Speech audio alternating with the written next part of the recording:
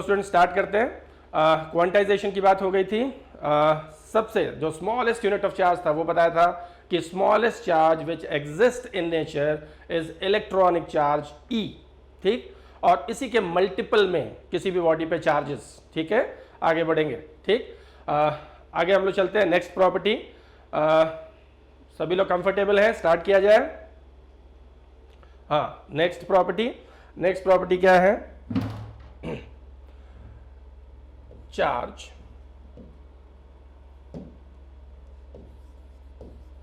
next property, charge is always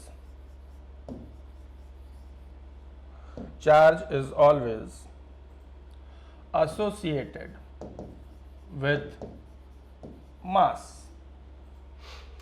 Next property is charge is always associated with mass means ये charge की definition में शुरू में ही बच्चों हम लोगों ने डिस्कस किया था चार्ज की डेफिनेशन में ही कि चार्ज मैटर की प्रॉपर्टी है, मैटर की इंट्रिंसिक प्रॉपर्टी है। तो जहां मैटर एग्जिस्ट करेगा वहीं पर चार्ज होगा। ठीक है, तो charge is always associated with मास या यू कैन से मास वही होगा जहां मैटर होगा। तो ऑब्वियसली चार्ज हमेशा मैटर के साथ ही होगा, मास के साथ ही होगा। इसका मतलब ये हुआ कि अगर कहीं पे चार्ज है तो वो इस बात का कन्विंसिंग प्रूफ है कि वहां मास है। ठीक, बट कन्वर्स ट्रू नहीं है। मैं ये कहना चाह रहा हूं कि अगर चार्ज है तो दिस डेफिनेटली इंप्लाइज कि वहां मास एग्जिस्ट करेगा। ठीक है, अगर चार्ज है तो इसका मतलब मास वहां एग्जिस्ट करेगा डेफिनेटली। ठीक, but converse is not true. अगर कहीं मास है तो हम इस बात की गारंटी नहीं दे सकते कि वहां चार्ज भी होगा। Means mass does not implies charge. ठीक, जैसे बच्चों एग्जांपल न्यूट्रॉन के पास मास होगा उतना ही जितना प्रोटॉन के पास होता है, बट न्यूट्रॉन पे कोई चार्ज नहीं होता। ठीक है ना? तो मास है तो कोई गारंटी नहीं है ना, चार्ज हो भी सकता है नहीं भी हो सकता है, लेकिन चार्ज हमेशा मैटर के साथ एग्जिस्ट करेगा। चार्ज है तो वहां मास डेफिनेटली होगा। ठीक, बिना मास के चार्ज नहीं होगा। ठीक, इसी बात को मैं ऐसे कह दूं बच्चों, अगर मास नहीं है, नो मास मींस नो चार्ज। अगर कहीं मास नहीं है, मास अगर एग्जिस्ट नहीं कर रहा है, ठीक, मास नहीं है तो इसका मतलब वहां पर चार्ज एग्जिस्ट नहीं करेगा।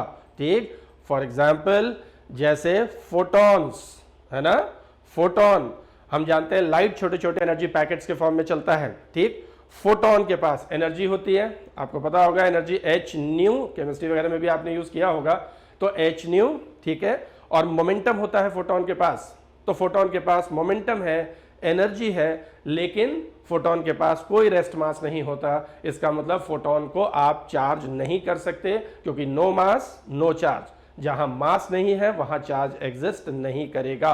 ठीक है, तो किसी भी तरह से ऐसा कोई फिनोमेना नहीं है जिससे आप फोटॉन को चार्ज कर सकें, वो कभी चार्ज कैरी नहीं कर सकता। बिल्कुल सिमिलरली बच्चों, जब न्यूक्लियस ब्रेक होता है, ड्यूरिंग फिजन जब न्यूक्लियस ब्रेक होता है तो उसमें से एक एलिमेंट्री पार्टिकल निकलता है and this elementary particle is known as neutrino. और न्यूट्रिनो के पास भी स्टूडेंट्स एनर्जी होती है, मोमेंटम है, बट मास नहीं है। ठीक, उसके पास कोई मास नहीं, इसका मतलब न्यूट्रिनो को भी आप चार्ज नहीं कर सकते। तो नो मास नो चार्ज है ना। और इसके एग्जाम्पल के तौर पे आप लिख सकते हैं, इसके जो दो एग्जाम्पल्स आपको दिखाई देते हैं वो कौन से हैं? Photon and neutrino. ठीक है, photon and neutrino.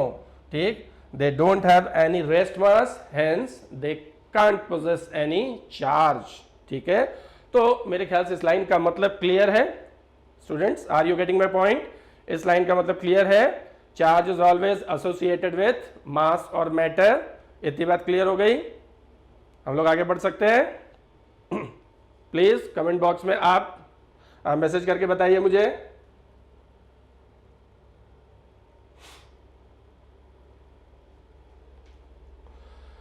Next, coming on to next property. Okay, कोई कंफ्यूजन है तो please let me no. Clear है? ओके, कपिल कुमार क्लियर है, अर्पित पांडे ओके। हाँ, नेक्स्ट प्रॉपर्टी क्या है, इस पे आगे बढ़ते हैं। ठीक, देखिए किसी भी बॉडी को जब हम चार्ज करते हैं तो सिर्फ इलेक्ट्रॉन्स, किसी भी बॉडी को चार्ज करने के लिए हम लोग सिर्फ इलेक्ट्रॉन्स पे डिपेंड करते हैं। ठीक है, इलेक्ट्रॉन्स पे डिपेंड करते हैं। ठीक, तो नेक्स्ट प्रॉपर्टी क्या कह रहे हैं, only electrons are responsible, only electrons are responsible for charging of a body. Only electrons are responsible for charging of a body. ठीक, किसी भी बॉडी को चार्ज करने के लिए सिर्फ और सिर्फ हम इलेक्ट्रॉन्स पे ही डिपेंड करेंगे, इलेक्ट्रॉन से रिस्पॉन्सिबल होंगे। ठीक है, इस बात को जरा ध्यान से समझ लीजिए। देखिए अगर जैसे ये कोई बॉडी है और इस बॉडी में ऑब्वियसली कोई भी बॉडी होगा तो वो एटम्स और मॉलिक्यूल से, है ना, बनेगा, एटम्स और मॉलिक्यूल्स होंगे उसमें। ठीक है, तो किसी भी बॉडी में एटम्स या मॉलिक्यूल्स हैं। ठीक, और किसी भी अगर एटम को आप देखते हैं तो एटम में आप देखेंगे तो उसमें एक न्यूक्लियस होगा। ठीक, और न्यूक्लियस के चारों तरफ इलेक्ट्रॉन्स रिवॉल्व कर रहे होंगे, ऑब्वियसली इतनी बात तो सबको पता ही है। ठीक है, और किसी भी एटम में जितने प्रोटॉन्स न्यूक्लियस में होंगे, ठीक, number of protons inside the nucleus, ये must be equal to number of electrons orbiting around the nucleus. ठीक, means number of electrons, number of protons, ये सभी एटम्स में इक्वल होते हैं। और number of electrons, number of protons, ठीक है, इसी को आप केमिस्ट्री में बोलते हैं एटॉमिक नंबर, जो आप यूज करते हैं। ठीक है, तो इसका मतलब अगर न्यूक्लियस के अंदर 10 प्रोटॉन्स हैं तो 10 इलेक्ट्रॉन से रिवॉल्व कर रहे हैं। ठीक है, और प्रोटॉन्स और इलेक्ट्रॉन्स, ठीक है, दोनों पे इक्वल अपोजिट चार्ज होता है, तो नेट चार्ज, ठीक है, 0। ठीक है, तो नेट चार्ज 0 हो गया। इसका मतलब हर एटम, नेचुरली बोलें तो हर एटम न्यूट्रल होता है, उसमें कोई नेट चार्ज नहीं है। और अगर इसमें हम देखें तो हर एटम न्यूट्रल है, तो पूरी बॉडी की बात करें तो इस पूरी बॉडी के अंदर जितने टोटल नंबर ऑफ इलेक्ट्रॉन्स होंगे उतने ही टोटल नंबर ऑफ प्रोटॉन्स होंगे। और अगर ऐसा हुआ कि नंबर ऑफ इलेक्ट्रॉन्स, जो total number of electrons inside a body is equals to total number of protons, अगर ऐसा है तो हम बोलेंगे ये बॉडी न्यूट्रल है, न्यूट्रल है या अनचार्ज्ड है, इसके पास कोई चार्ज नहीं है, न्यूट्रल है या अनचार्ज्ड है। ठीक है, ठीक है, न्यूट्रल या अनचार्ज्ड। ठीक, और अगर ये न्यूट्रल है तो अनचार्ज बोल देते हैं, चार्ज नहीं है, तो इसका ये बिल्कुल मतलब नहीं है कि सही में उसके अंदर कोई चार्ज नहीं है। उसके अंदर बहुत सारे चार्जेस हैं, पॉजिटिव भी है, नेगेटिव भी है, लेकिन जितने पॉजिटिव चार्जेस हैं एग्जैक्टली उतने ही नेगेटिव चार्जेस हैं, और ये body as a whole neutral है। ठीक है, लेकिन अगर आप इस बॉडी को चार्ज करना चाहते हैं तो आगे बढ़ते हैं एक स्टेप, कि अगर हमें इस बॉडी को चार्ज करना है तो देखिए अगर हम बात प्रोटॉन्स की करें तो प्रोटॉन्स जो होंगे वो न्यूक्लियस के अंदर, प्रोटॉन्स जो होंगे वो न्यूक्लियस के अंदर स्ट्रांगली बाइंडेड होते हैं। ठीक, और प्रोटॉन्स को अगर न्यूक्लियस से निकालना हो तो आपको इनको न्यूक्लियस ब्रेक करना पड़ेगा। तो जो छोटे न्यूक्लियस होते हैं वो तो ब्रेक होते ही नहीं, लेकिन under extreme conditions, under extreme conditions, ठीक है, बहुत सारे, ठीक है, जैसे जो बहुत हैवी न्यूक्लियस होते हैं उनको आप ब्रेक कर सकते हैं। ठीक है, बट वो ऑर्डिनरी कंडीशन नहीं होती है, वो फिजन। तो नॉर्मल कंडीशन में हम ये बोलें कि प्रोटॉन्स बहुत स्ट्रांगली बाइंडेड हैं, तो इसका मतलब हम न्यूक्लियस ब्रेक करके प्रोटॉन नहीं निकाल सकते। और अगर हम प्रोटॉन प्रोवाइड भी करेंगे, ठीक है, अगर हम प्रोटॉन प्रोवाइड भी करेंगे, ठीक, तो वो प्रोटॉन, ठीक है, एक्सेप्ट नहीं होगा। ठीक, लेकिन अगर इलेक्ट्रॉन्स की बात करें तो इलेक्ट्रॉन्स को अगर थोड़ी एनर्जी दे दें तो वो इजीली बाहर आ जा सकता है। ठीक है ना, तो इलेक्ट्रॉन्स आप आसानी से निकाल सकते हैं, और उसी को आप केमिस्ट्री में आयोनाइजेशन एनर्जी बोलते हैं, कि जिस एनर्जी को प्रोवाइड करने पर इलेक्ट्रॉन एमिट करेगा। तो जैसे अगर इस बॉडी में से आपने इलेक्ट्रॉन्स को निकाल लिया, कुछ एनर्जी प्रोवाइड की और इस बॉडी में से इलेक्ट्रॉन्स निकल गए, ठीक है, मतलब प्रोटॉन्स फिक्स रहेंगे बॉडी में, उसे हम लोग नहीं टच कर पा रहे हैं, इलेक्ट्रॉन्स निकालेंगे, और इलेक्ट्रॉन्स अगर इस बॉडी में से आपने निकाल लिया तो number of electrons is less than number of protons. ठीक है, number of electrons is less than number of protons. और यहां देखिए अगर नंबर ऑफ प्रोटॉन्स ज्यादा हो गए, जैसे यहाँ 100 प्रोटॉन थे, 100 इलेक्ट्रॉन थे, अब प्रोटॉन स्टिल 100 ही है, इलेक्ट्रॉन्स कम हो गए, है ना, वो निकल गए। ठीक, तो जैसे अगर 90 इलेक्ट्रॉन्स हो गए तो 90 इलेक्ट्रॉन 19 प्रोटॉन के इफेक्ट को खत्म कर देगा, और 10 प्रोटॉन का एक्स्ट्रा चार्ज हो जाएगा, और ये बॉडी कैसा चार्ज हो जाएगा, ये बॉडी पॉजिटिवली चार्ज हो जाएगा। ठीक है, पॉजिटिवली चार्ज हो जाएगा।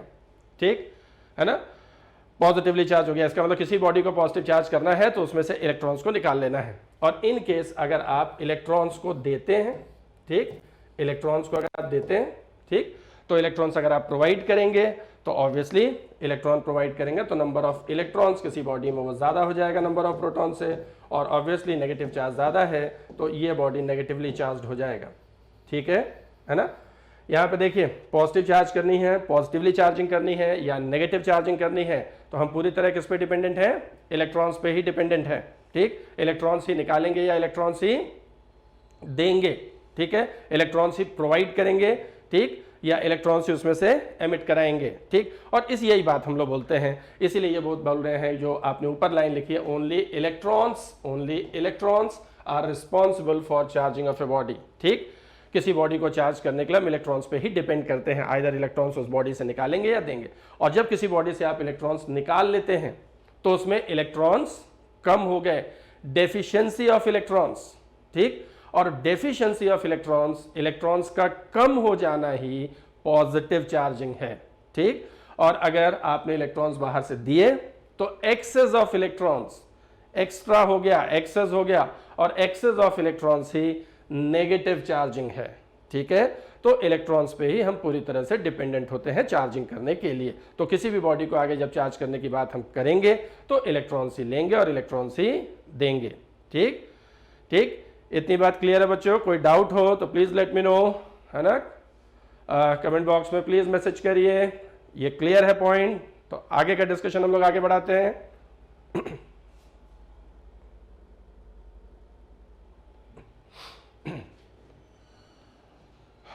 ओके, अर्पित पांडे क्लियर है? No doubt. ओके, क्लियर है? ओके, हाँ, अब आगे देखिए, एक चीज और यहां साथ में डिस्कस कर दूं मैं जो बात अक्सर पूछ ली जाती है। देखिए, अगर ये बॉडी न्यूट्रल है और इसका मास कितना है, m, न्यूट्रल, और ये बॉडी न्यूट्रल है और इसका मास कितना है, m, और अगर किसी ने कहा कि ठीक है, आगे आ जाइए, क्लियर है, ठीक है, अंकुश सिंह क्लियर है, श्रेयांशु, कमल सिंह ठीक है, ठीक है, आगे बढ़ जाइए, नेक्स्ट पॉइंट पे आ जाइए। नेक्स्ट पॉइंट क्लियरली समझ लीजिए क्या मैं कह रहा हूं। देखिए, अगर कोई बॉडी न्यूट्रल है और किसी ने हमसे कहा कि उस न्यूट्रल बॉडी को हम लोगों ने पॉजिटिव चार्ज किया, क्या किया, पॉजिटिव चार्ज किया, तो बिना उसके बताए ये बात हम समझ जाएंगे कि पॉजिटिव चार्ज उसने कैसे किया होगा, उस बॉडी में से इलेक्ट्रॉन्स निकाले होंगे, और ऑब्वियसली इलेक्ट्रॉन्स के पास मास होता है। ठीक, इसका मतलब इलेक्ट्रॉन्स निकले, ठीक, इलेक्ट्रॉन्स निकले तो इसका मतलब कुछ मास इसका कम हो जाएगा, क्योंकि इलेक्ट्रॉन्स के पास भी मास है। ठीक है, वैसे कितना मास होता है इलेक्ट्रॉन्स के पास, इलेक्ट्रॉन का मास, प्रोटॉन का मास, प्लीज फटाफट टाइप करके जरा मुझे बताइए तो, mass of electron, mass of proton, electrons protons हम लोग बार बार यूज करने वाले हैं।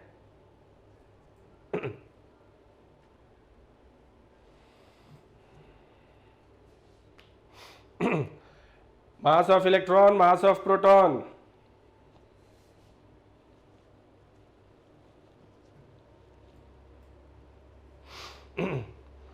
Mukesh Kumar Yadav is live.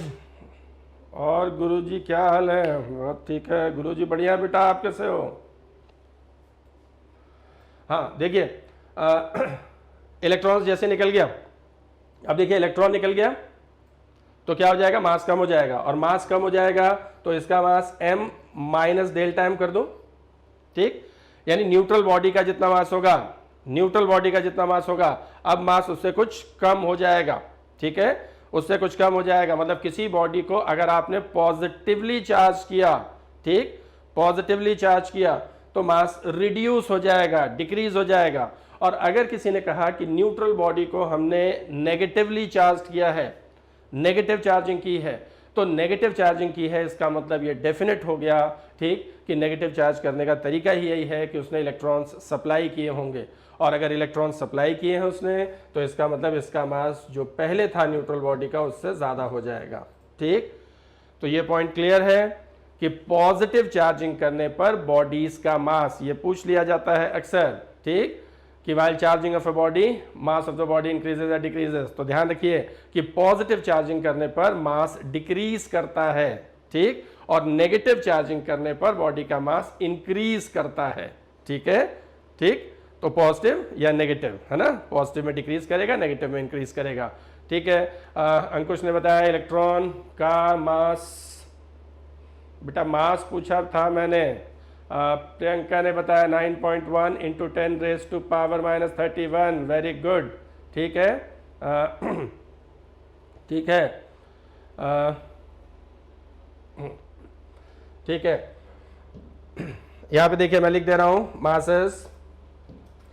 तो चार्ज की बात करें, इलेक्ट्रॉनिक चार्ज E, तो इलेक्ट्रॉनिक चार्ज को E से डिनोट करते हैं, which is 1.6 minus 1.6 into 10 raise to power -19 coulomb.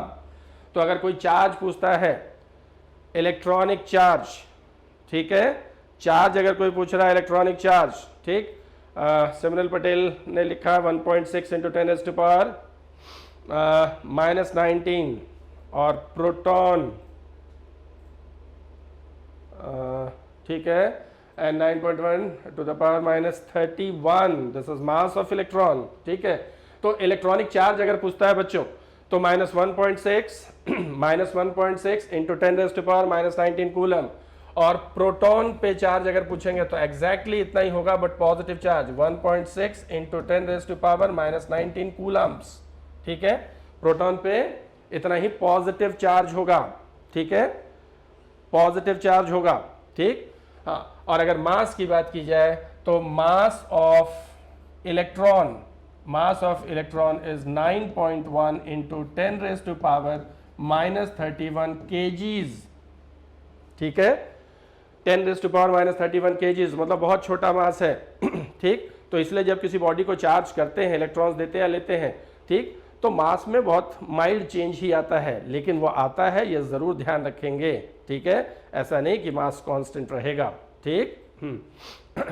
और मास ऑफ प्रोटॉन का mass 1.6 into 10 raise to power -27 KGs, ठीक, और इतना ही लगभग मास ऑफ न्यूट्रॉन भी मान लिया जाता है, ठीक। वैसे अगर एग्जैक्टली देखा जाए तो न्यूट्रॉन का मास थोड़ा सा ज्यादा होता है, ठीक, लेकिन नॉर्मल कैलकुलेशंस में हमेशा हम दोनों को इक्वली मानते हैं कि mass of proton mass of neutron same है। वैसे फर्क ये होता है, मास ऑफ प्रोटॉन अगर आप एग्जैक्ट लिखें तो प्रोटॉन का मास 1.672 इंटू 10 रेज टू पावर -27, और अगर न्यूट्रॉन की बात करेंगे तो 1.674, ठीक, into 10 raise to power -27, decimal के थर्ड प्लेस के बाद। तो इतना डेसिमल के थर्ड प्लेस तक जाकर नॉर्मली हम कैलकुलेट नहीं करते, तो नॉर्मली हम ये मानते हैं कि mass of proton neutron equal होता है। लेकिन as a matter of fact आपको याद होना चाहिए, पता होना चाहिए, अगर कोई पूछ ही ले कि कौन सा ज़्यादा हैवी है, तो neutrons are heavier than proton, ठीक है, माइल्डली थोड़ा सा, ठीक, हाँ। और अगर बच्चों मैं आपसे पूछूं कि what is the ratio of mass of proton and mass of electron, means proton का मास ऊपर लिखूं, इलेक्ट्रॉन के मास से डिवाइड करूं, तो कितना आने वाला है?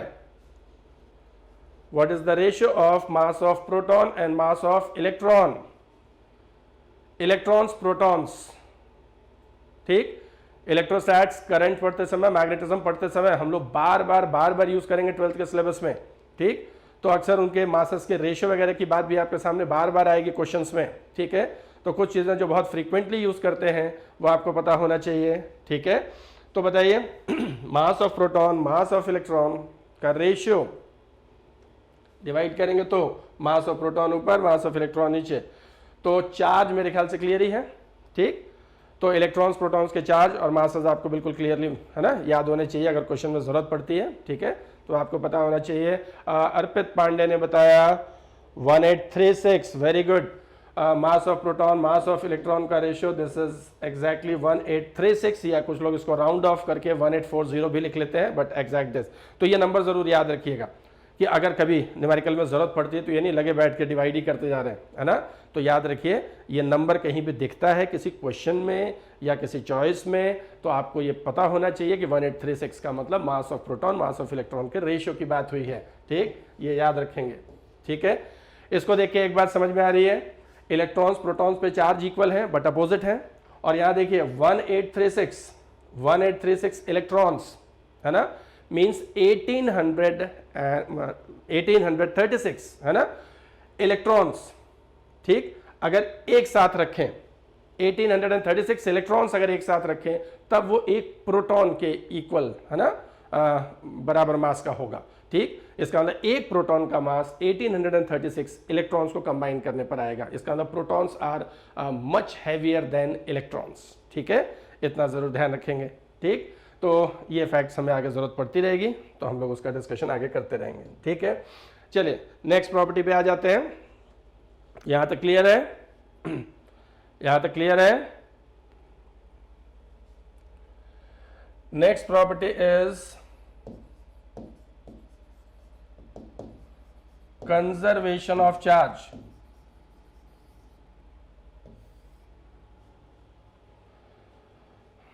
ओके स्टूडेंट्स, नेक्स्ट प्रॉपर्टी पे आ रहे हैं कि this next property is conservation of charge. ठीक है, कंजर्वेशन ऑफ चार्ज। हाँ, देखिए बच्चों, कहीं भी कंजर्वेशन रूल आ जाता है। ठीक, कंजर्वेशन हम लोग बहुत पढ़ते हैं फिजिक्स में, 11th में आपने काफी पढ़ा होगा। Conservation of energy, conservation of momentum, conservation of centre of mass, conservation of angular momentum. और जहां भी कंजर्वेशन रूल आ जाता है तो वो इंपॉर्टेंट होता है और उस पर क्वेश्चन हमेशा पूछे जाते रहे। ठीक है, हाँ, कंजर्वेशन का मतलब क्या है? इसकी बेसिक डेफिनेशन एक ही है कि कोई भी चीज कंजर्व है। इसका मतलब क्या, डेफिनेशन आपने बहुत बार लिखी होगी है ना। तो कंजर्व वही होगा जिसे आप ना तो क्रिएट कर सकते हैं और ना तो डिस्ट्रॉय कर सकते हैं। ठीक है, मींस अगर कोई कहता है कंजर्वेशन ऑफ चार्ज का मतलब क्या है, तो आप क्या बोलेंगे? Charge can neither be created, charge can neither be created nor can be destroyed. ठीक है, चार्ज को ना तो आप क्रिएट कर सकते हैं और ना ही आप डिस्ट्रॉय कर सकते हैं। ठीक है, ठीक, तो जब किसी चीज को क्रिएट या डिस्ट्रॉय नहीं कर सकते हैं तो वो कंजर्व रहेगा, और ना ही चार्ज को किसी और चीज में कन्वर्ट कर सकते हैं। चार्ज चार्ज ही रहेगा। ठीक है, तो charge can neither be created nor can be destroyed, है ना, तो हेंस चार्ज इज कंजर्व्ड। ठीक है, इसका मतलब क्या हुआ कि अगर कोई आइसोलेटेड सिस्टम, ठीक है, अगर कोई आइसोलेटेड सिस्टम है, आइसोलेटेड मतलब समझ में आ रहा है? आइसोलेटेड का मतलब जिसमें बाहर से कुछ आ नहीं सकता और अंदर से कुछ बाहर नहीं जा सकता। तो किसी आइसोलेटेड सिस्टम के अंदर, ठीक है, जितने भी बॉडीज होंगे उन सब पे जो टोटल चार्ज होगा, ठीक है, वो हमेशा कांस्टेंट रहेगा। ठीक, तो अगर कंजर्वेशन की बात की जाती है, कंजर्वेशन ऑफ चार्ज, तो एक लाइन में आप लिख सकते हैं charge can neither be created nor can be destroyed. और दूसरी बात आप ये कर सकते हैं क्या, कि total charge in an isolated system remains constant. ठीक, मतलब मैं बात ये करूं कि अगर ये कोई आइसोलेटेड सिस्टम है और इसके अंदर कुछ बॉडीज हैं, ठीक, इस पे 5 कूलम चार्ज है, इस पे 2 कूलम है, इस पे -3 कूलम है और इस पे कोई चार्ज नहीं है। तो अगर मैं टोटल चार्ज की बात करूं तो देखिए 5 + 2 7 - 3 4 हुआ। ठीक है, 4 कूलम का चार्ज हुआ टोटल इस सिस्टम के अंदर। तो अगर ये आइसोलेटेड सिस्टम है, मतलब इसके अंदर से कुछ बाहर नहीं जाने देंगे ना, बाहर से कुछ अंदर आने देंगे। ठीक, तो अगर ये सिस्टम आइसोलेटेड है, ठीक, हाँ, ये अगर आइसोलेटेड है तो क्यों, अगर चार्ज 4 कूलम है तो देखिए अगर आप इसको इससे टच करा दें तो हो सकता है कि इसमें से चार्ज कुछ फ्लो करके इसमें आ जाए, बट स्टिल अगर आप काउंट करेंगे तो टोटल चार्ज 4 कूलम ही आएगा। ठीक, अब इस सिस्टम का आप टेम्परेचर बढ़ा लीजिए, इसकी वेलोसिटी बढ़ा दीजिए, उसका प्रेशर बढ़ा दीजिए, कुछ भी आप उस सिस्टम पे करेंगे, चार्ज की वैल्यू पे फर्क नहीं पड़ेगा। ठीक है, लास्ट टर्म पे डिस्कशन हुआ था, जैसे अगर आप इसको मूव कराने लगेंगे तो इसका मास जरूर इंक्रीज करने लग जाएगा। ठीक है, तो मास हम कह सकते हैं कंजर्व नहीं होगा क्योंकि मास एनर्जी में कन्वर्ट हो सकता है। ठीक है, लेकिन चार्ज की बात करें तो चार्ज थ्योरी ऑफ रिलेटिविटी को फॉलो नहीं करता था। ठीक है, तो टोटल चार्ज जो रहेगा ये बिल्कुल कांस्टेंट, 4 कूलम है तो 4 कूलम रहेगा। ठीक, तो total charge in an isolated system remains constant. ठीक, but number of charged bodies in an isolated system, ठीक है, is not constant. Number of charge bodies, जैसे यहाँ नंबर ऑफ चार्ज बॉडीज अभी 3 है, इस पे नहीं था, लेकिन टच करा देंगे तो कुछ फ्लो कर जाएगा। ठीक, तो number of charge bodies constant नहीं होंगे, वो इंक्रीज या डिक्रीज कर सकता है। ठीक, ठीक, एक सारे क्वेश्चन ये सिंपल डिस्कशन के लिए पूछा था कि जैसे अगर हम इस पूरे यूनिवर्स को अगर हम एक सिस्टम मान लें, ठीक, तो इस पूरे यूनिवर्स का जो टोटल चार्ज है वो कांस्टेंट रहेगा, ठीक। मतलब जब से ये यूनिवर्स फॉर्म हुआ तब से टोटल चार्ज यूनिवर्स में फिक्स्ड है, ठीक। हाँ, तो अब जैसे आपको कंफ्यूज करने के लिए चॉइसेस दी जाती हैं कि total charge in the universe, है ना, रिमेन्स कांस्टेंट, या total positive charge in the universe remains constant, या total negative charge remains constant, या number of charge bodies remains constant, ठीक है। तो number of charge bodies vary कर सकता है क्योंकि चार्ज ट्रांसफरेबल है, ट्रांसफर हो सकता है एक बॉडी से दूसरे बॉडी में, ठीक है ना, लेकिन वो क्रिएट या डिस्ट्रॉय नहीं होगा, ठीक है, वो कंजर्वेशन। और टोटल पॉजिटिव चार्ज भी आप कांस्टेंट नहीं कह सकते, जैसे अगर आप इसको टच कर दें तो 5 और -3 मिलकर 2 हो जाएगा, वो दोनों में डिस्ट्रीब्यूट हो जाएगा, ठीक है। तो टोटल नेगेटिव चार्ज जितना था उतना ही बाद में नहीं रहेगा, या जितना पॉजिटिव पहले था उतना ही नहीं रहेगा, तो पॉजिटिव चार्ज नहीं कंजर्व रहेगा, ठीक, टोटल नेगेटिव नहीं, है ना, नेगेटिव चार्ज कंजर्व नहीं रहेगा, total amount of charge, net charge constant रहेगा, ठीक है। तो charge can neither be created nor can be destroyed, ठीक है, बट चार्ज इज ट्रांसफरेबल, ठीक, and total charge in an isolated system remains constant, ठीक है। इतनी बात क्लियर है बच्चों? आगे बढ़ सकते हैं हम लोग? Any doubt? Any doubt?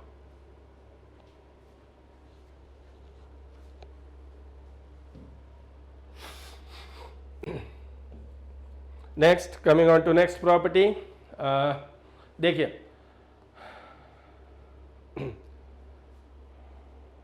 Okay, कोई डाउट हो तो please let me know. Conservation clear है?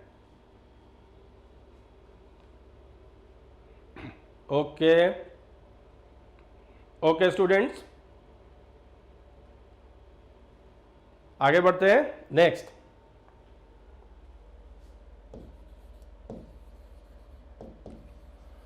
Methods of charging.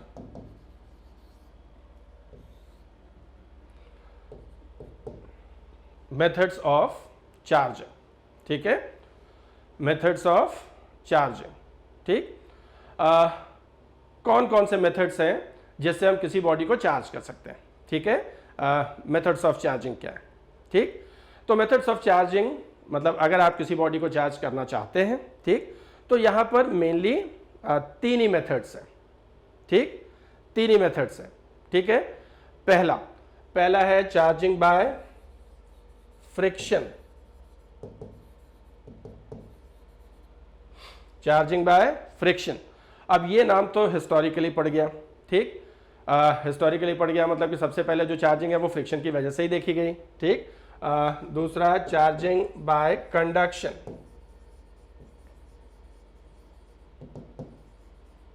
And third one is charging by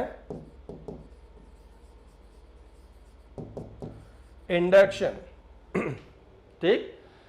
ये 3 मेथड्स हैं और स्टेप बाय स्टेप आगे इन्हीं की हम बात करते भी रहेंगे, ठीक है। तो यहाँ पे जरा ध्यान से पहले समझ लीजिए, तो अभी बस एक फैक्ट की तरह से इनको समझना है, ठीक। बाकी आगे आने वाले सेक्शंस में आप इन्हीं को डिस्कस करने वाले हैं, ठीक है। तो चार्जिंग बाय फ्रिक्शन, तो मैंने बोला ये तो हिस्टोरिकली नाम पड़ गया क्योंकि सबसे पहले चार्ज हम लोगों ने फ्रिक्शन की वजह से ही देखा कि 2 चीज़ों को जब आपस में रब देते हैं, है ना, रब कर लेते हैं, तो 2 चीज़ों को रब करने पर फ्रिक्शन की वजह से हीट प्रोड्यूस होता है, और हीट प्रोड्यूस होने की वजह से किसी एक बॉडी से इलेक्ट्रॉन निकल के दूसरे में चला जाता है। तो जिसमें से इलेक्ट्रॉन निकलेगा वो नेगेटिव, है ना, वो पॉजिटिवली चार्ज हो जाएगा, और जिसमें इलेक्ट्रॉन जाएगा वो नेगेटिवली चार्ज हो जाएगा, ठीक है ना। तो दोनों बॉडीज चार्ज हो जाएंगे, इक्वल और अपोजिट, ठीक है। तो नाम पड़ गया कि इसको चार्जिंग बाय फ्रिक्शन बोला गया, ठीक है। हाँ, फ्रिक्शन में होता क्या है कि जब आप रब करते हैं तो फ्रिक्शन की वजह से हीट प्रोड्यूस होती है ना। लेकिन अगर ये जरूरी तो नहीं कि फ्रिक्शन से ही हीट प्रोड्यूस हो, अगर आप किसी बॉडी को डायरेक्टली गर्म कर दें, उसे डायरेक्ट हीट प्रोवाइड कर दें, ठीक, तो उसमें से भी इलेक्ट्रॉन्स एमिट होते हैं। इसको बच्चों हम लोग थर्माइनिक एमिशन बोलते हैं, आगे थोड़ा मॉडर्न फिजिक्स में बात करेंगे थर्माइनिक एमिशन, है ना, किसी बॉडी को हीट कर दिया, ठीक, तो इलेक्ट्रॉन्स एमिट होंगे, वो थर्माइनिक एमिशन। एनर्जी लाइट के फॉर्म में भी दे सकते हैं कि अगर किसी मेटेलिक सरफेस पे लाइट इंसिडेंट होता है, ठीक, तो उसमें से भी इलेक्ट्रॉन्स एमिट होते हैं, ठीक है, इसको फोटो इलेक्ट्रिक एमिशन बोलते हैं, ठीक है। तो किसी भी तरह से जब एनर्जी प्रोवाइड करके इलेक्ट्रॉन्स का एमिशन कराएंगे हम, तो बॉडी चार्ज हो जाएगा, ठीक, तो उसे हम इसी कैटेगरी में रखते हैं, चार्जिंग बाय फ्रिक्शन, ठीक। तो चाहे वो रब करके आप एनर्जी क्रिएट कर रहे हो, चाहे आप हीट प्रोवाइड करके क्रिएट कर रहे हैं, और चाहे आप लाइट के फॉर्म में एनर्जी दे रहे हैं, ठीक है, तो वो इसी उसमें रखेंगे कैटेगरी में। दूसरा है चार्जिंग बाय कंडक्शन। कंडक्शन का मतलब कि अगर कोई एक बॉडी चार्ज्ड है, जैसे ये बॉडी पॉजिटिवली चार्ज्ड है और ये न्यूट्रल बॉडी है, और दोनों को टच करा दिया, ठीक है, ये दोनों बॉडीज कांटेक्ट में आ गए, एक चार्ज्ड बॉडी को एक न्यूट्रल बॉडी के साथ टच कर दिया आपने, तो क्या होगा, इस चार्ज बॉडी का कुछ इलेक्ट्रॉन फ्लो करके इस पे चला आएगा, ठीक है, मतलब इसमें कुछ इलेक्ट्रॉन्स कम हो जाएंगे, ठीक, और वो ये इसमें कुछ चार्जेस कम हो जाएंगे और वो इस पे आ जाएंगे, ठीक है। तो देखो ये न्यूट्रल जो बॉडी है वो भी चार्ज्ड हो गया, है ना। हाँ, दोनों अगर सेम साइज के होंगे तो आधा आधा बढ़ जाएगा चार्ज, छोटे बड़े होंगे, ठीक, तो फिर उसको कितना कितना डिस्ट्रीब्यूट होगा, ये आगे हम लोग फॉर्मूला भी सीखेंगे, है ना, डिस्ट्रीब्यूशन का, वो आगे कैपेसिटर्स में आने वाला है, ठीक है ना। तो ये आपने अगर टच कर दिया, दो बॉडीज कांटेक्ट में आ गए, तो एक चार्ज बॉडी अनचार्ज के साथ कांटेक्ट में आ गया, तो इस प्रोसेस को बच्चों चार्जिंग बाय कंडक्शन बोलते हैं, ठीक है। और तीसरा फिनोमेना है चार्जिंग बाय इंडक्शन। इंडक्शन में क्या करेंगे, कभी टच नहीं कराएंगे, है ना, बिना टच किए ही चार्ज कर लेंगे, ठीक। कैसे, जैसे अगर ये चार्ज बॉडी है और ये न्यूट्रल बॉडी, तो जैसे ही चार्ज बॉडी को न्यूट्रल के पास लाएंगे, टच नहीं करना है, टच करेंगे तो कंडक्शन के थ्रू चला जाएगा, टच नहीं करना है। यहां देखिए, जैसे ही ये पॉजिटिव चार्ज बॉडी पास आया, तो ये नेगेटिव चार्जेस को अट्रैक्ट करेगा, ये तो पता ही है, अपोजिट चार्जेस अट्रैक्ट करते हैं और सिमिलर जो चार्जेस होंगे, ठीक है, वो रिपेल करेंगे। तो ये जो पॉजिटिव चार्ज है वो इस बॉडी के नेगेटिव चार्जेस को अट्रैक्ट करेगा और due to attraction negative charges इधर खिसक आएंगे, ठीक, और पॉजिटिव को वो रिपेल करेगा तो पॉजिटिव चार्जेस इस तरफ चले जाएंगे, ठीक है ना। और अगर आपने इसको अर्थ से कनेक्ट कर दिया, ठीक है, तो अर्थ से कनेक्ट कर देने पर क्या होगा, पॉजिटिव को रिपेल कर रहा है तो ये इधर चला जाएगा, ठीक, पॉजिटिव चार्ज, और इस पर सिर्फ कौन सा बच जाएगा, नेगेटिव, है ना। और अगर इसको भी हटा दें, अब इस अर्थ को भी रिमूव कर दें, तो ये बॉडी कैसा चार्ज हो जाएगा, नेगेटिवली। इस पूरे प्रोसेस में हमने अपनी इस न्यूट्रल बॉडी को चार्ज कर लिया, लेकिन हमने उसे चार्ज बॉडी से टच नहीं किया, ठीक है, तो इसको बोलेंगे चार्जिंग बाय इंडक्शन, ठीक। और इंडक्शन में जब भी बॉडी पे चार्ज आएगा, तो जिस बॉडी से इंडक्शन कर रहे हैं उसका अपोजिट चार्ज आएगा, पॉजिटिव से इंडक्शन कराएंगे तो दूसरी बॉडी पे नेगेटिव, नेगेटिव से कराएंगे तो पॉजिटिव, ठीक है। तो ये तीन प्रोसेसेस हैं चार्जिंग के, एनर्जी प्रोवाइड करके चार्ज कर सकते हैं, इलेक्ट्रॉन्स को एमिट करा के, ठीक, पहले से चार्ज बॉडी को अनचार्ज बॉडी को टच करके, है ना, बिल्कुल कर सकते हैं, ठीक है, और न्यूट्रल बॉडी को चार्ज आप इंडक्शन से भी कर सकते हैं, ठीक है।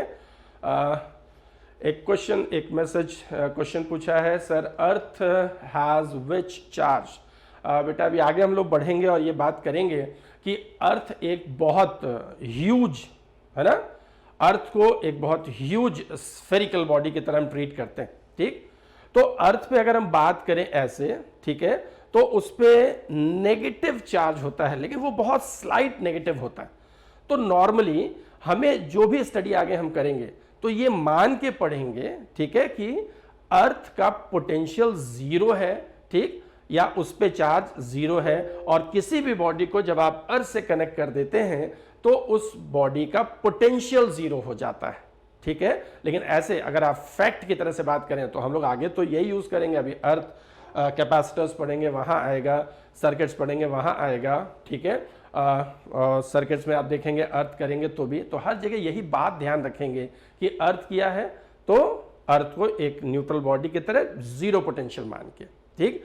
लेकिन अगर जानकारी के लिए कोई पूछे कि क्या एग्जैक्ट जीरो होता ही है, तो वेरी क्लोज टू जीरो, है ना, हम लोग उसे मान लेते हैं अपने कैलकुलेशंस के लिए 0, लेकिन ऐसे बात करें तो earth has slight negative charge, ठीक है ना। हाँ, तो अगर आपने अर्थ से कनेक्ट कर दिया तो पोटेंशियल उसका 0 हो जाना है, ये चार्ज चला जाएगा और ये नेगेटिवली चार्ज हो जाएगा। तो ये 3 डिफरेंट फिनोमेनाज हैं चार्जिंग के, और कभी भी चार्जिंग करेंगे तो इन्हीं 3 मेथड से हम लोग चार्जिंग करने वाले हैं, ठीक है। हाँ, इतनी बात क्लियर है स्टूडेंट्स। क्या हम नेक्स्ट प्रॉपर्टी पे आ सकते हैं? कोई डाउट है? कोई डाउट हो तो प्लीज मैसेज कीजिए। We will surely discuss whatever doubt you have.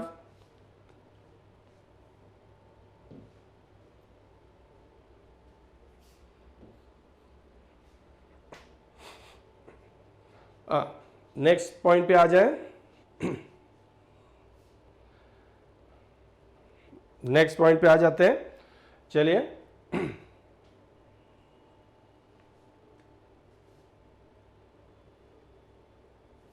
हाँ, नेक्स्ट प्रॉब्लम पे आ जाते हैं। नेक्स्ट प्रॉपर्टी क्या है? ये एक बड़ा इंपॉर्टेंट सा स्टेटमेंट बच्चों में बता रहा हूं जो काफी पूछा जाता है, ठीक, और काफी कुछ दिखाई देता है, ठीक।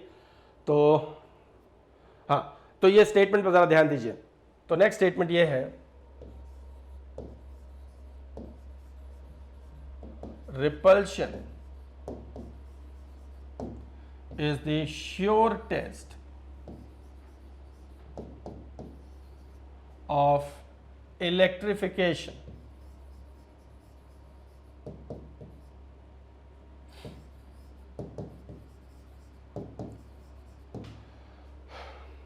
ये एक इंपॉर्टेंट स्टेटमेंट है, इस पर ध्यान दीजिएगा, इस पर ध्यान दीजिएगा। Repulsion is the sure test, ठीक। Repulsion is the sure test, या इसी श्योर टेस्ट को समटाइम्स ट्रू टेस्ट भी बोल देते हैं। श्योर टेस्ट और ट्रू टेस्ट ऑफ इलेक्ट्रिफिकेशन, ठीक। Repulsion is the sure test और ट्रू टेस्ट ऑफ इलेक्ट्रिफिकेशन। देखिए, कभी भी अगर दो बॉडीज हैं, जरा इस फैक्ट को ध्यान से समझ लीजिएगा। स्टेटमेंट पूछा जाता है और इस पे कुछ न्यूमेरिकल्स भी आगे हम लोग करेंगे, ठीक। तो इसलिए जरा इस बात को ध्यान से समझ लीजिए।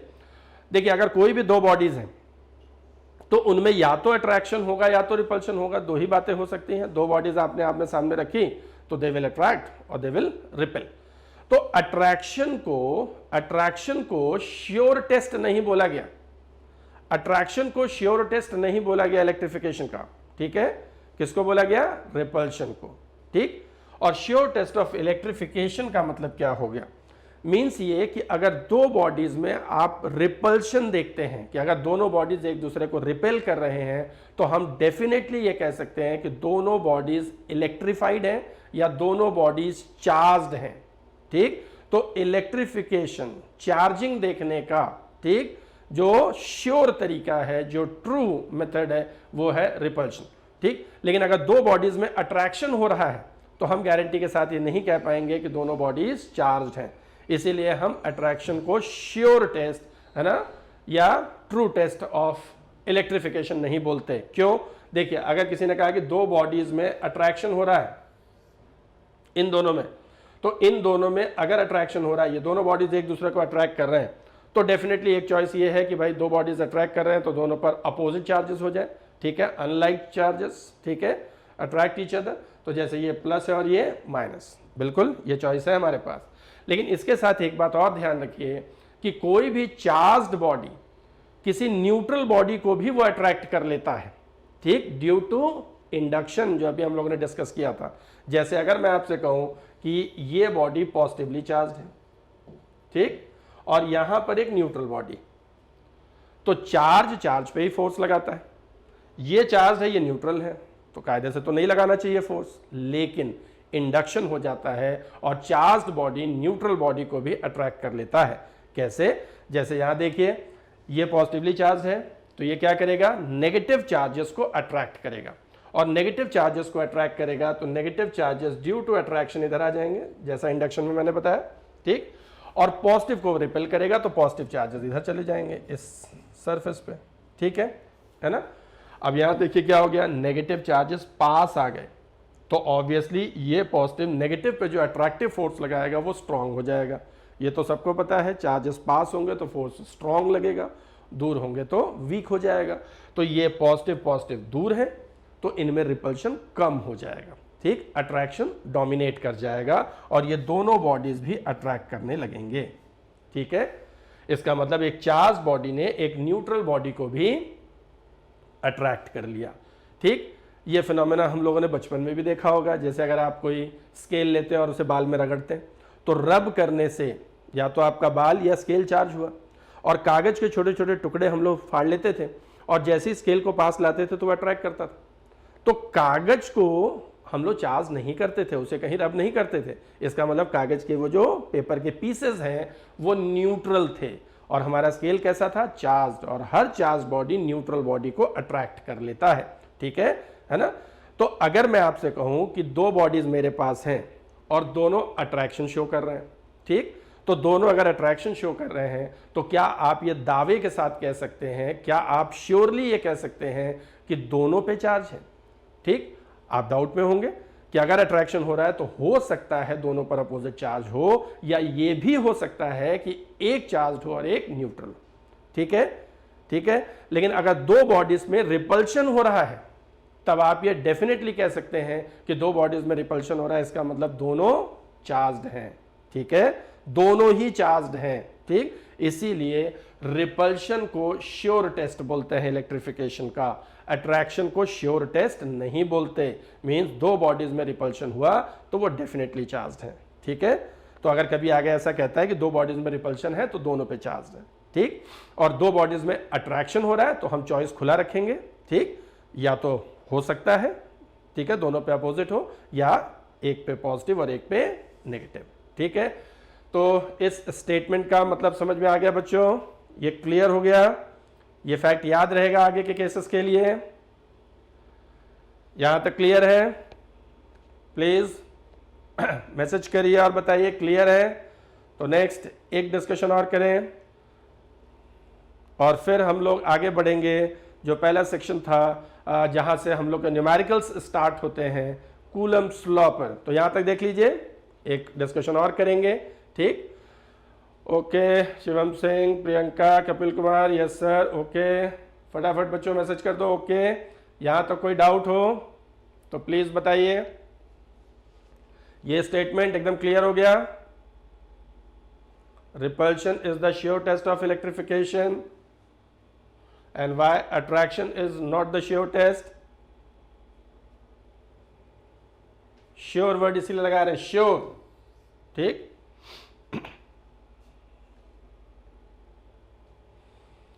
ओके, अर्पित पांडे, क्लियर हो गया?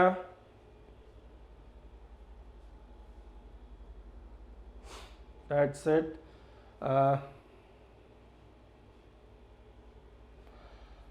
सिमरन Patel, Simran Patel, do you have any problem? Simran, are you there? कोई प्रॉब्लम है? Please let me no. बोलो बेटा फटाफट, कोई प्रॉब्लम हो तो।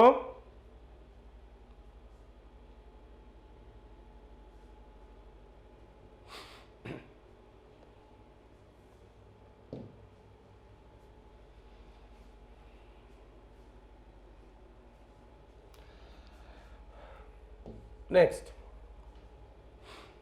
एक छोटा सा डिस्कशन और कर दे बच्चों फटाफट। देखिए, अगर कोई बॉडी अगर कोई चार्ज है और अगर वो चार्ज रेस्ट में है, जैसे ये चार्ज है Q, ठीक, और ये चार्ज कैसा है, रेस्ट में, ठीक। तो अगर ये चार्ज रेस्ट में है तो ये बात तो सबको क्लियर है, ओके। हाँ, तो बच्चों कुछ पूछना हो तो प्लीज क्लियर मैसेज कीजिए। कुछ, हाँ, तो कुछ काम की बात जो पूछनी हो तो वो प्लीज अपना जो टेक्स्ट है वो क्लियर रखिए ताकि मैं समझ पाऊँ आप पूछना क्या चाह रहे हैं, है ना। तो वो मेरा फोकस वो इधर कैमरा और फिर आपके मैसेजेस दोनों तरफ रहता है, ठीक। तो इसलिए कि काम की बात करेंगे, है ना। चल, तो अगर देखिए कोई चार्ज रेस्ट में है, तो ये मालूम है सबको कि अगर चार्ज रेस्ट में है तो कोई दूसरा चार्ज अगर आप लाएंगे तो वो उस पर फोर्स लगा देगा। ठीक है, ठीक है। तो अगर कोई चार्ज है और उसके पास कोई दूसरा चार्ज आ जाएगा, ठीक है, तो वो उस पर फोर्स लगा देगा। तो जहां तक वो फोर्स लगा सकता है उसी आगे स्पेस को आगे हम डिफाइन करेंगे और उसी को इलेक्ट्रिक फील्ड बोलते हैं। ठीक, तो अगर कोई चार्ज है तो वो अपने चारों तरफ एक इलेक्ट्रिक फील्ड बनाता है।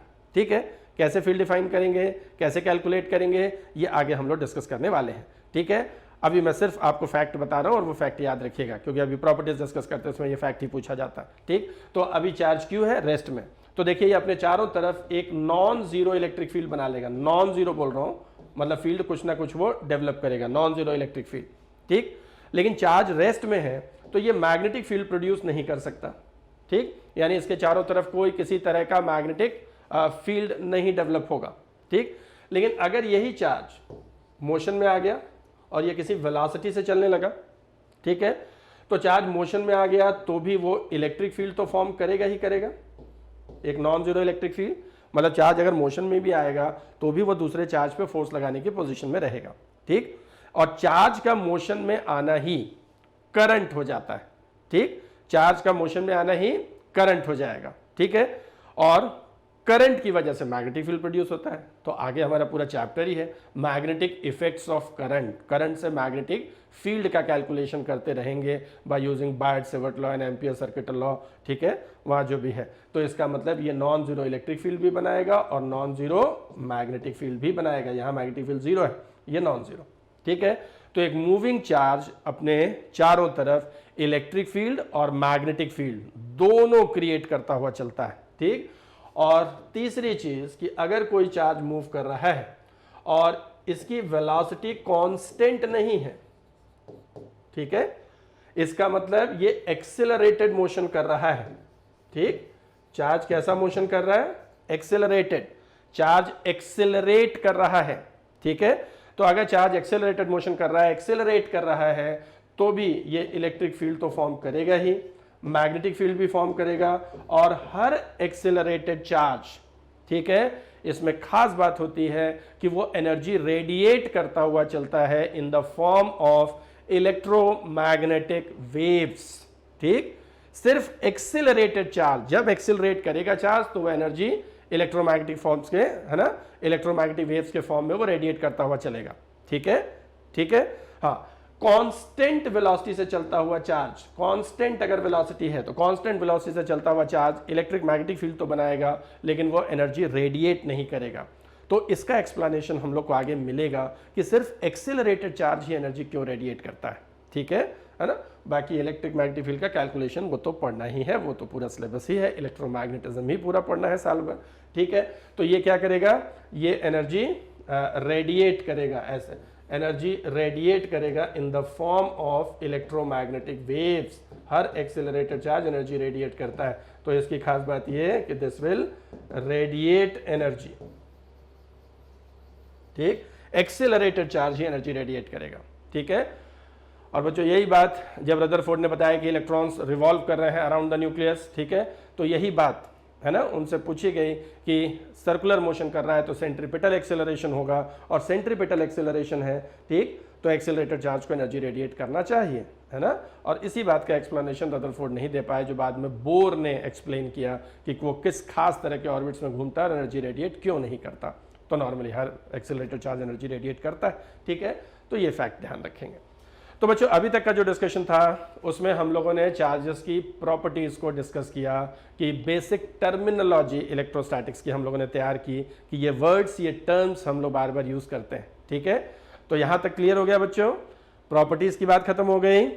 अब हम लोग अपने पहले लॉ की तरफ बढ़ेंगे और वो है कूलम्स लॉ। ठीक, तो यहां तक बच्चों अच्छे से देख लेना है। ठीक है, और कोई भी डिस्कशन, क्योंकि यहां तक का पार्ट थ्योरेटिकल ही है, ठीक है, तो अगर कोई नई बात आपके दिमाग में आती है या कोई क्वेरी आती है, ठीक है, तो आप मुझे मैसेज करिए। ठीक, और नेक्स्ट टर्न पे हम लोग कूलम्स लॉ स्टार्ट करेंगे और जहां से हमारे न्यूमेरिकल्स वगैरह, क्वेश्चंस वगैरह की शुरुआत होती है। ठीक है, तो कूलम्स लॉ पहला लॉ है जहां से जिस लॉ से हमारा 12th का सिलेबस स्टार्ट होता है। और बहुत variety of questions Coulomb's law में बनते हैं, पहला लॉ है तो अलग अलग एग्जामिनेशंस में बहुत क्वेश्चंस पूछे गए उससे, तो बहुत सारे क्वेश्चंस है ना जनरेट होते हैं। तो उन क्वेश्चंस पे हम लोग खास तौर से फोकस करेंगे, ठीक है, और समझने की कोशिश करेंगे कि कूलम्स लॉ को अलग अलग डिफरेंट कंडीशंस में आप कैसे अप्लाई करेंगे, ठीक है। तो बच्चों यहाँ तक क्लियर हो गया? ठीक है, तो आज के लेक्चर में इतना ही। अब परसों बच्चों हम लोग सेम टाइम 3 बजे मिलेंगे और परसों हम लोग स्टार्ट करेंगे कूलम्स लॉ। और संडे को भी क्लास रहेगी, तो संडे को भी सेम टाइम 3 बजे ही रहेगा, ठीक है। और फिर वही कूलम्स लॉ सैटरडे की क्लास में कुछ इंट्रोड्यूस करके संडे को उसी के क्वेश्चंस को हम लोग आगे बढ़ाएंगे, ठीक है। ओके बच्चों, थैंक यू वेरी मच।